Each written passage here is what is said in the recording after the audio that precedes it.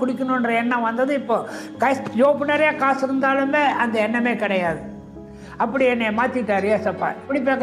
பழக்கத்திலேருந்து நான் முழுசாக விடுதலைப்பட்ட உடனே நான் ஏசப்பா முழு உள்ளத்தோடு ஏற்றுக்கிட்டேன். முன்னால் எங்கள் வீட்டுக்காரர் ஜெயகாந்தன் புக்குன்னு ரொம்ப பெரியவங்க.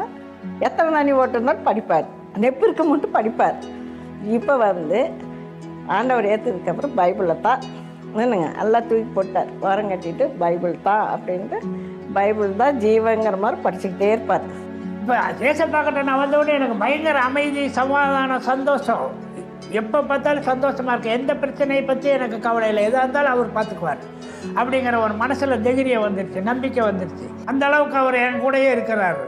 ஏசப்பா என்னை பாருங்கள், என் கூட கஷ்டம், எனக்கு என் கூட இருங்கன்னாக்கா அந்த நிமிஷம் என்கிட்ட வந்துடுறாரு. என்னுடைய கஷ்டத்தை கேட்குறாரு, என்னுடைய ஜபத்தை கேட்குறாரு, என்னுடைய ஜபத்தை கேட்டு அதுக்கு பதில் கொடுக்குறாரு. மறாவது நாள் அப்பயே கொடுக்கலன்னா